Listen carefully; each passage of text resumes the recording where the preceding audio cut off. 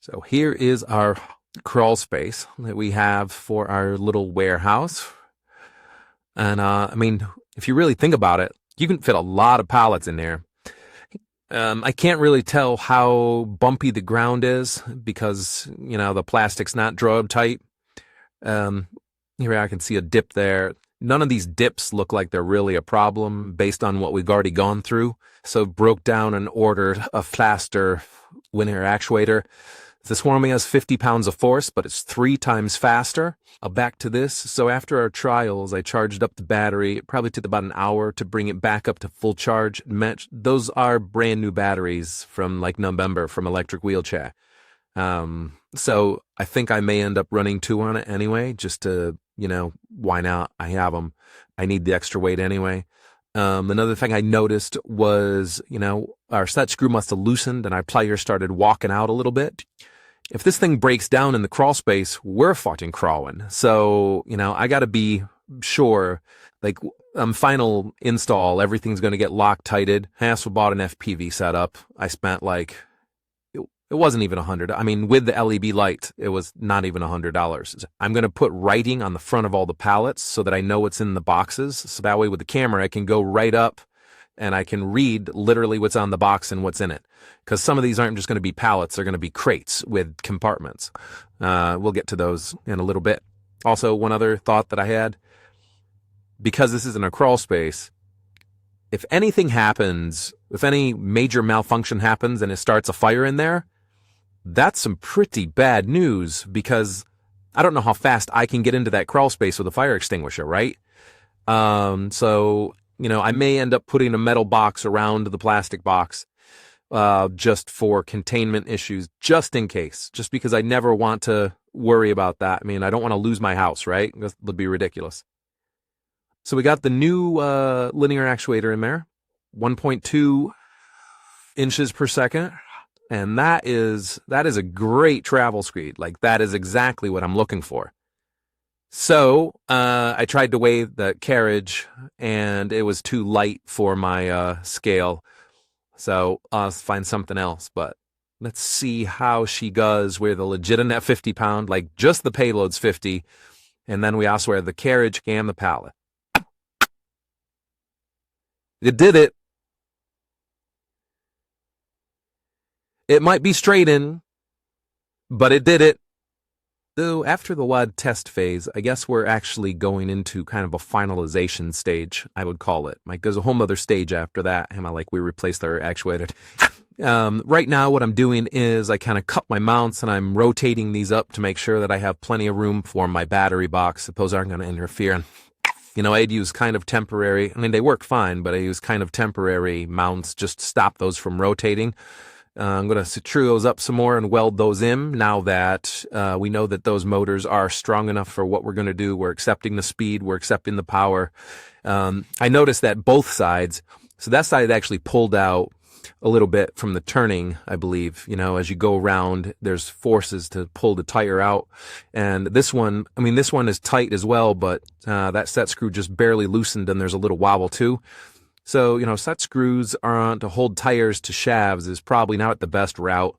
A through pin would probably be better, or maybe I'll just weld them coming inside. I don't know. We'll see. So that will have to do for the motor mount. It's kind of tricky. All right. So we got the motors welded in, we got the final motor mounts, and we got it rewired. And what we're going to do is we're going to run it real quick and just listen to see if there was any kind of misalignment, we would hear the motors strain more. So we're just going to kind of, right, so there's no waddle. Motors sound pretty good. That one might strain just a touch. I think I'll be fine. I'm going to unplug that motor and just listen to that one, just to compare, but I think we're okay. We made it. It's a little pro tip. When you seat a set screw, how they drill down and let the cup sit inside the shaft, right? I think what's happened is it's raised a bit of a burr, and now these won't come out in any nice way, both sides. Curses. So, it doesn't hurt that those are kind of walked down there into the grand scheme of things. I'm just mixing those up a little bit, Loctite them down, and re-secure all of this. I don't need to take the motors off right now from the finishing stage. You know, whatever, doesn't matter. So a proper motor mount really got these spinning true without any more wobble to them, and I can't detect any kind of strain in the motor. So maybe the wobble that I was encountering was really just that the motor wasn't, the weight of the motor and the frame just wasn't properly secured, and that's what in the weight of the motor moving was enough to cause a wobble. I don't know. Anyway, I'm glad it was remedied and we don't have a problem. Another thing I was thinking is a couple years ago, I'd built a shed in the back. It was probably 8 by 8, and it cost me about $800 in materials and about, I don't know, 4 or 5 days labor to put it all together. And it's unheated, right? So this in my crawl space. So with the FPV setup, I'm up to like $600 now, right? And probably at least 3 weeks of solid labor. But that crawl space is large and it's semi-heated. So really, $600 to open up that much storage space compared to a traditional shed, which is unheated and things will rust. It's actually not a bad idea. It kind of works out, the Mac does. Just saying. Right, so we got everything, we got all the rust off, got everything laped down and primed. All the counterweights, I just absolutely slathered them in. Now, I'm not going to remove all the rust from those. That would just be ridiculous. That was too much. So just slather, it'll be fine. Even the hubs needed to be cleaned and painted. They had gotten some pretty good rust on them too. All right, so we're re-looking at the control box again, cool it up a bit.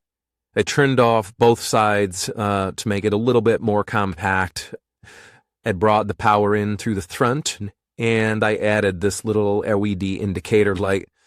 I don't like that aqua blue. I actually hunted goes down for a friend one time for a little thing I made, but the long lost friends.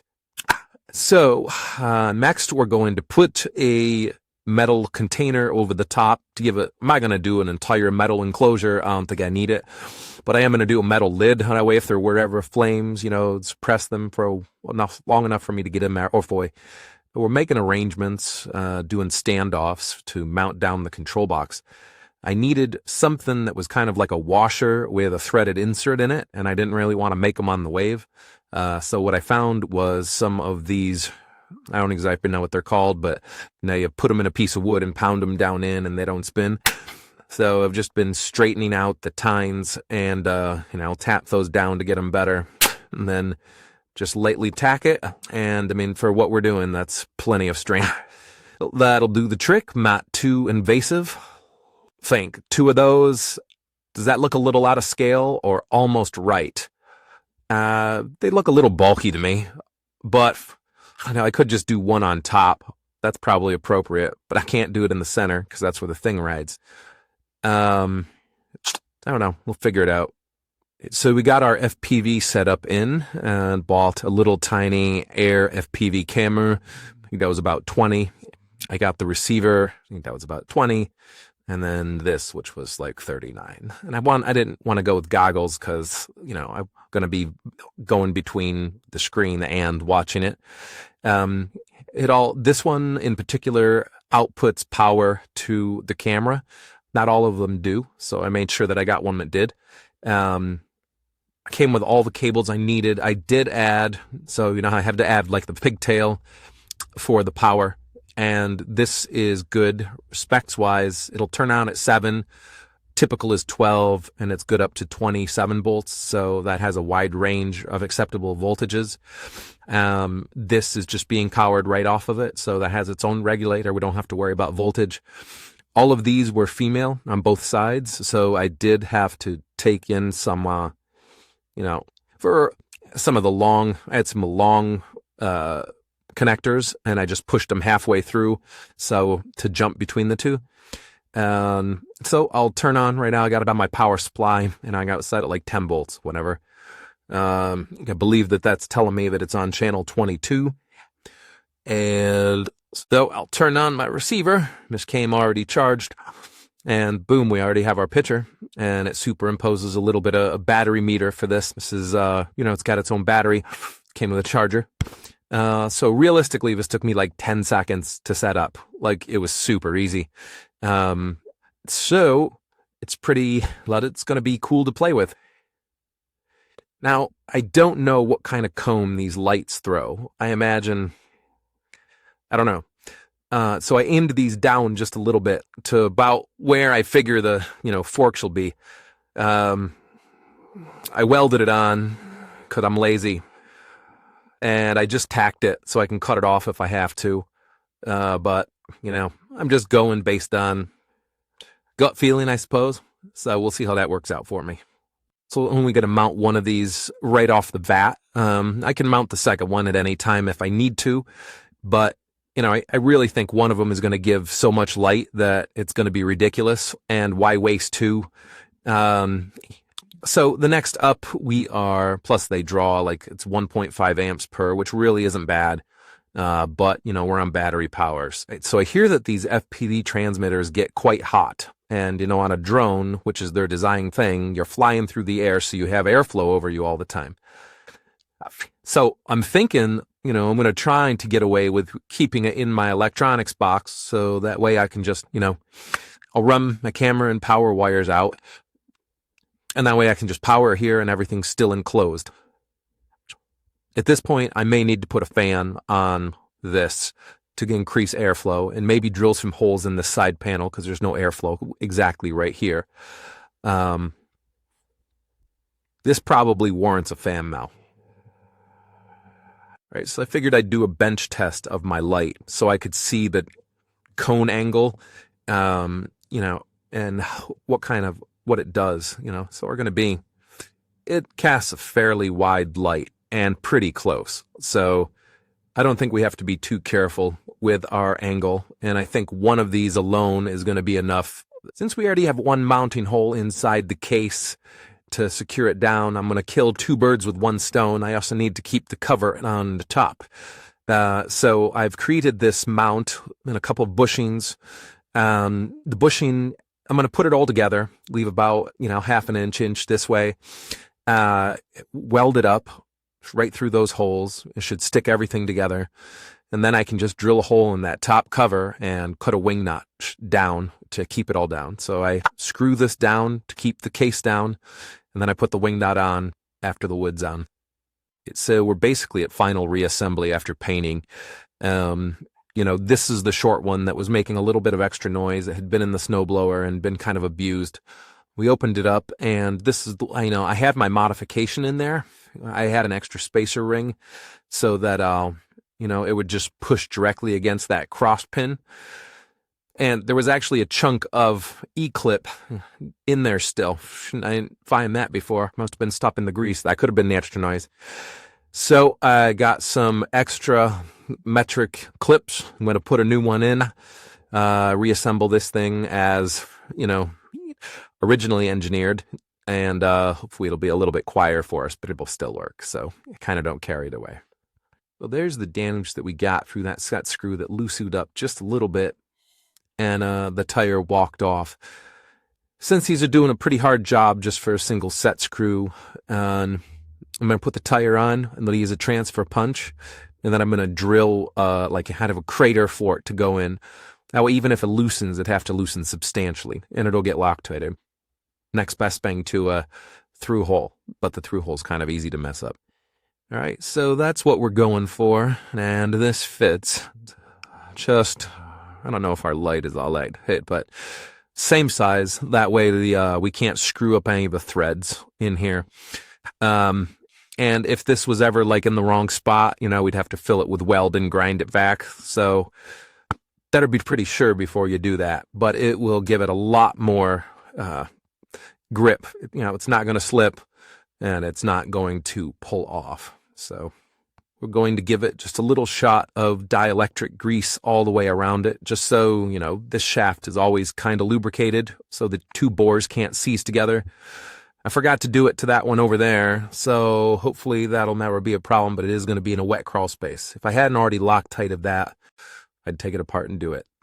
One thing that I forgot, and it's not entirely too late, but I was going to do lifting hooks so that I could pick it up with the Fingem lift, because as I went to take this off the thing, it's pretty heavy. Sal, I do want to get an understanding of how hot that transmitter gets. Do I have to install a fan or not? So I'm going to power it off the bench supply, and I'm going to check it every couple minutes. Right. So the part that gets hot is this little strip of metal on the side, and I can hold it, but it's hot. It's uncomfortable. Everything else, that's warm, but not smoking. Not like the 5-minute mark. I also walked around the house with my receiver, and got a little bit glitchy if I went down into the basement where the signal only showed 1 bar, but I'll never be that far away. So I think for a crawl space, we're perfect. Though fan would be wise, probably. Maybe not entirely necessary. That gets really hot too. Also cools off really fast. I'm surprised. Right, so now we got to secure the batteries in there. And I think I'm going to use, when I have those old wheelchairs, the seats don't sell well. So a lot of times I end up taking the seat apart and using that packing foam. So then I use the carver and lick some pieces. And then for tie downs, I have some of that thick Velcro. But honestly, I think I'm just going to use bungee cords. It'll be fun. Modified the other wiring harness that used to be just like that one. Just put regular crimp ends on, and I'm going to run it in parallel. So I'm doing final wiring with the forks all the way up and all the way tilted. That is the most draw that'll be on any of the cables. I'm doing a little bit of a change at the end as I come up here. I'm going to use that light there as basically the on-off indicator instead of this little LED. And the reason I'm doing that is I'm going to use this little LED. I only have one RC relay. I do have another channel open, so literally I could slip that on and off with my remote, but why? It's going to be in a crawl space. I'm always going to need it.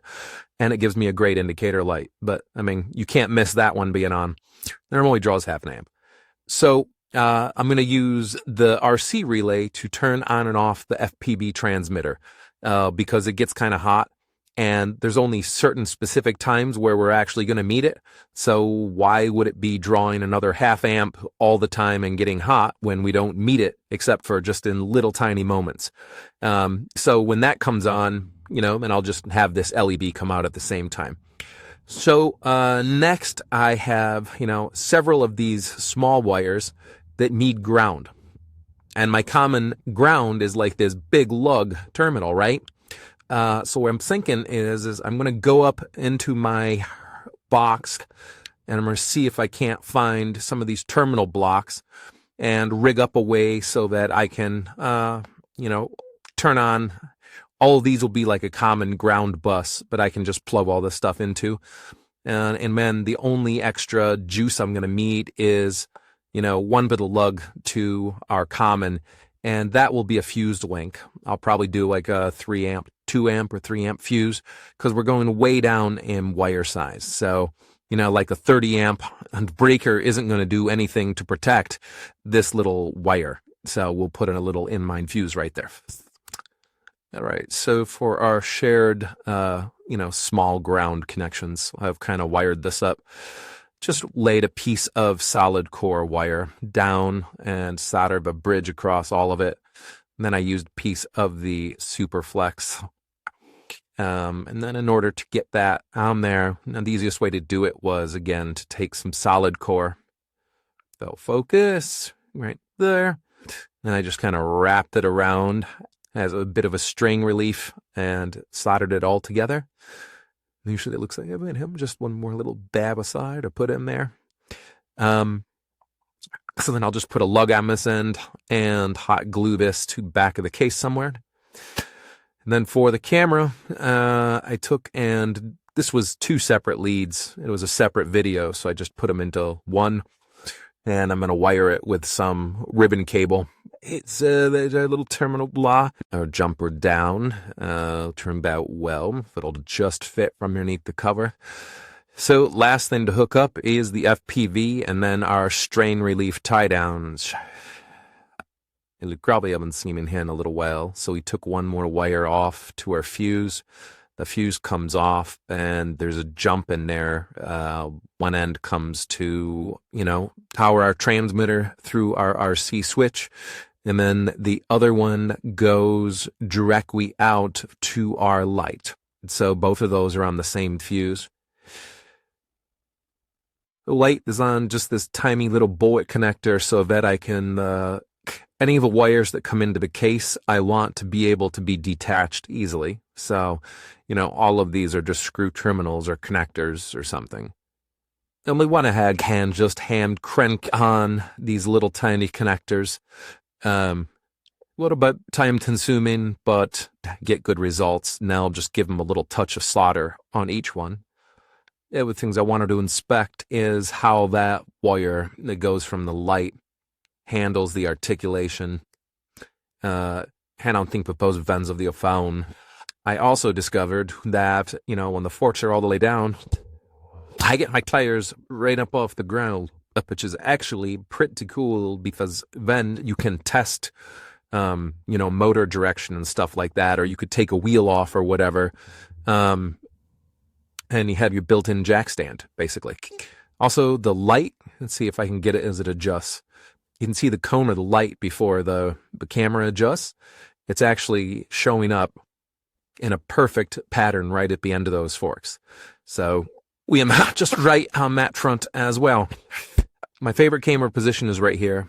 I turned it on and watched the view, and I think aiming down, watching the tips of the forks, I don't think I'm going to be able to find a position that lets me look inside a crate at the same time. So tips of the forks and what's ever written on it and protected.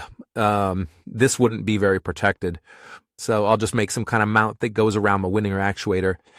And I think when we're basically done, I'll still kind of want to do an enclosure just to see what it looks like. I'm not going to be able to run an enclosure down in the basement in the crawl space. I don't think it'd be a great idea. But I want to at least see what it looks like. So I'll probably mock something up with cardboard. So that's what we're going to do for our camera mount. Hose clamp, piece of sheet metal bent over. And this was actually a bit of an angle. So what it is, we just bent it square, 90 degrees. And then I just, it was coming out like this. So I just drew a line by eye and then cut it with a Sawzall. I'm going to drill a couple holes, lock tight these in, and go mile up. Minor flaw in my plan.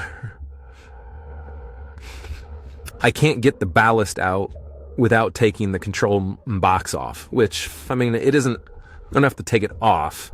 I have to undo the 3 screws and at least rotate it up. And all of those have their own strain relief, so it'd probably be okay to do that. But I would rather not mess with that once everything's completely wired, right? Just because you might introduce a wiggle into things, a connection comes loose, whatever. Maybe it would have been wiser to put a hinge right down here, then have like a pin that comes in. So this is a door that opens up and I can take all the ballast out that way. Now, if I was a fussier sort of human, might like be inclined to study certain. He do something like this. Well, it's feeling full, actually. I like it.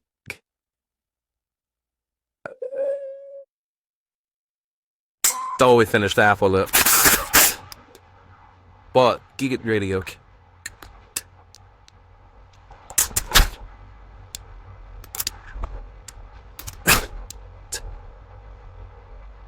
I don't know, my those look pretty cool. Maybe I should spend my time review it right. Pine's a little shell. Alright, so this is where I'm going to lead it for this section of the video. Now it's time to build some pallets. I'm going to go rake out that crawl space and have a little bit of fun with it. And then the final video will be some actual use of it.